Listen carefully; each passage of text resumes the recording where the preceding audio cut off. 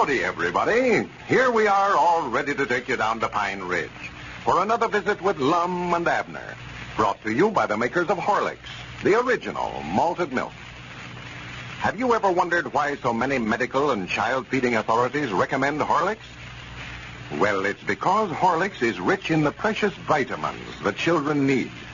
Rich in minerals, too, and in valuable carbohydrates and proteins. That's why Horlicks helps develop husky bodies and strong bones and teeth.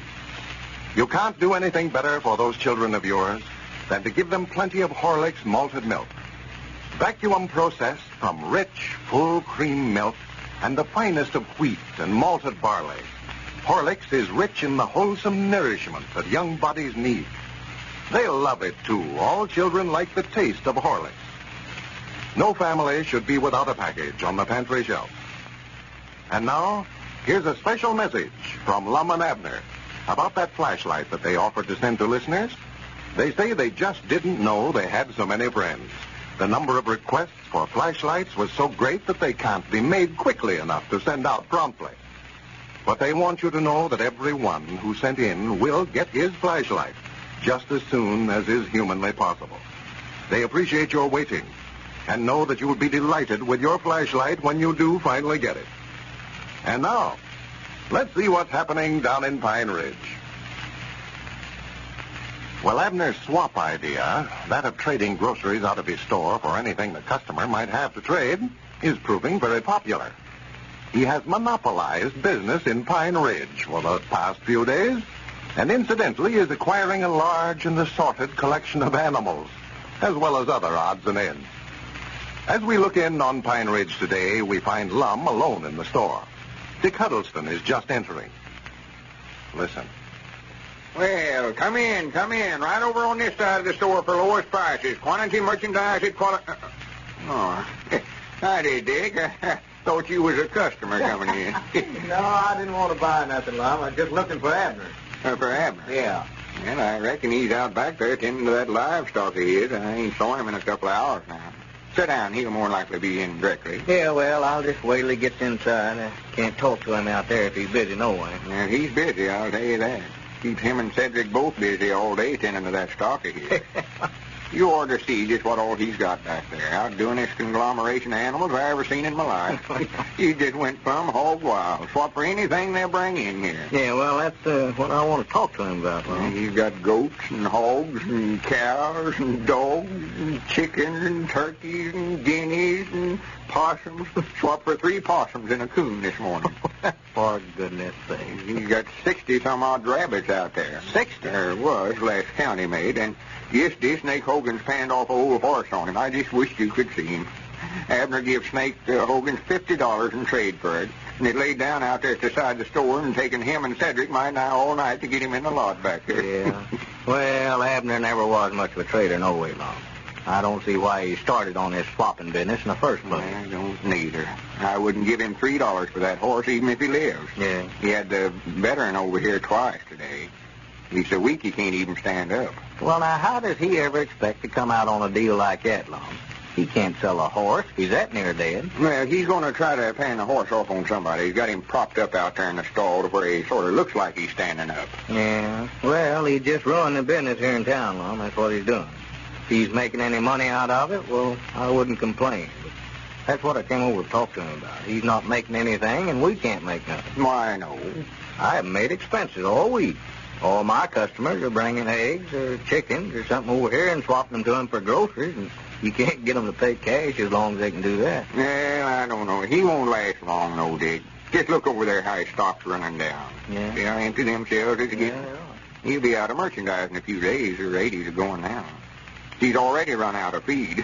That bunch of stock he's got out there is eating him out of business. He had to buy feed from me today. He did? Yeah, he's the best customer I got now. Fact is, he's about the only one I got. Granny's, I'm sure making him pay a profit on that feed I'm selling him, though. Well, where's he getting the money to pay for it, Lum? Well, I'm having to sell it to him on a credit. He ain't got no cash money at all. Well, you're taking big chances there, ain't you? Sell him on a credit with all that trading that he's doing? Yeah, but I know I couldn't hardly turn Abner down. I've known him so long. You know? No, of course. But now a fellow's got to watch this credit business, Lum. I had a chance this morning to sell a batch of stuff on credit and make some money, but I turned them down because I knew there wasn't a chance for me to ever get my money out of it. That's sure. It's that circus that's supposed to open up here tomorrow. Circus? Yeah. Oh, yeah. Been seeing some bill posters around town. Oh, yeah, they circus plastered it down with them. Yeah, looks like that's going to be right smart of a show. Well, I don't know, Lum. I ain't got much. Just a bunch of old wore-out animals. It's poor. They look like they're about half starved. Well, I do know. I went down to look over what they had this morning. Just about ready to fold up.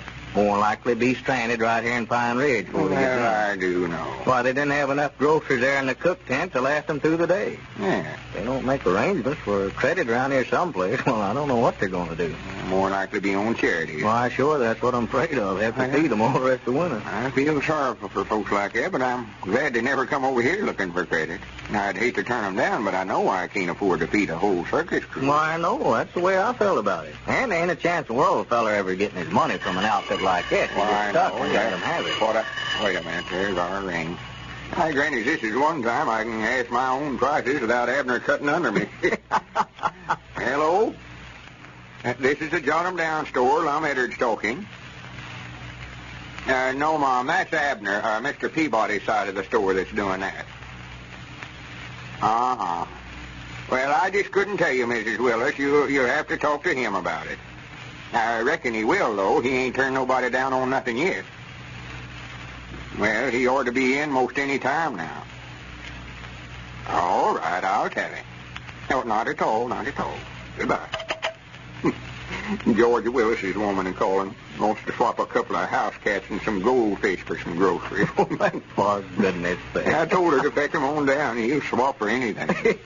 He's got a whole cage full of white mice back there he swapped for this morning. White mice? Take them, he ought to take goldfish. Well, what in the world does he expect to do with all this stuff? Stuff like white mice? I don't know. I don't think he knows himself. Don't reckon he's looked at for a head. Just swap it. Well, it beats anything that I've ever seen. Ain't no use to talk to him about it, though. I tried it again this morning. He says I was just jealous because he's doing such a big business. Yeah. Well, he can have all that kind of business he wants, Lum. I don't want none of it. I know that. Anyway, here comes Cedric in the back door there to find out what you say. Oh, yeah. Well, howdy, Cedric. Oh, howdy, Mr. Dick. Whereabouts is Mr. Abner at, Mr. Lum? I don't know, Cedric. I just allowed he's out back there tending to his stock. No, he left out there about an hour ago. Went off with some feller. I don't know who he was. Yeah, he's more than likely out making another trade with somebody. He better get them dogs or them possums one out of the same pen back there. You mean he's got the dogs and the possum in the same pen, Cedric? Well, no, not in the same pen. He's got the possums in a cage, but the dogs is barking at them and scaring the rest of the livestock out there. Well, just let them bark. It ain't none of my worries. Well, it ain't none of mine either. That is, it ain't supposed to be. I went to work down here at the store. You fellas said you wanted me to deliver groceries. All I've did the last 2 days is build pens and look after that menagerie out there. Keeping you pretty busy with it, Cedric. Yes, Mom. Them pigeons got out a while ago, and I had a time of getting them all back in. Never did catch 2 of them. They flew off. Well, sir, I want to go back there, Direct, and see that zoo, just to see what it looks like back Yeah, here. Abner be running competition with that circus over there for long. Yeah, you ought to just join up with them, Lum. Just pitch in 50-50. They'd have a pretty good show with all these guys. There ain't somebody else wanting to swap some animals, I reckon. Well, better tell them we ain't got no more room out there now, Mr. Lum. Hello? Jot 'em Down store. Lum Edwards talking. Why, no, he ain't here. I don't know where he's at, Ike. He done what? Well, don't jump on me about it. Me and him ain't partners no more. He's the one that's doing the swapping. I couldn't tell you. There's a couple back there, but I don't know who he got them off of. Well, wait a minute. Hold the receiver. Who did Abner get them 2 hounds from, Cedric? Oh, let's see. I believe he swapped Miss Reynolds out of them this morning.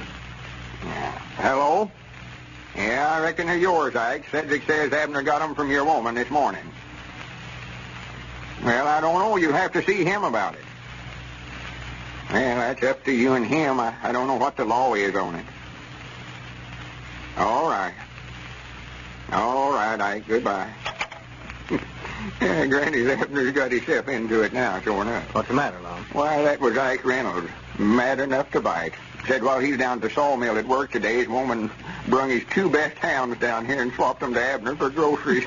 Now he's wanting them back. Said they weren't earned to trade. Well, if I was him, I'd call that a good chudding. Well, he said it was the best 2 varmint dogs he had on the place. Said they's both extras. Yeah, well, that Ike's pretty mad when he gets mad that way. He's a hard customer. Oh, yeah, he's mad now, too. Says he's going to give Abner a licking or get them hounds back one.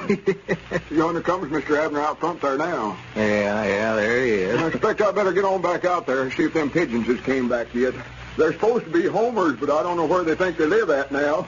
Over here or back over there at Doolittle's place, where they come from. Howdy, Abner. You got yourself into it now, Abner. Ike Reynolds just called up and said his woman swapped you a couple of his hounds unbeknownst to him.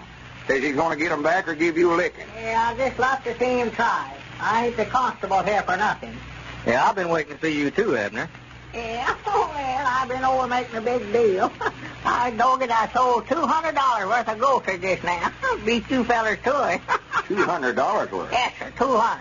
That circus that's in town, I made arrangements to furnish them all their stuff while they're here. Oh, yeah. Did you sell that outfit some groceries on a credit, Abner? For goodness sake. Well, yes, but he's going to pay me before they leave town, though. Yeah, that's what he said. Yeah. You'll never get a nickel of it, Abner. No. Dick was just now telling me they're just about ready to fold up. Yeah, but now, they never put nothing over on me. I got them where they'll have to pay me. I've got a first mortgage on every animal they got down there. Bears and lions and monkeys and zebras and camels and everything.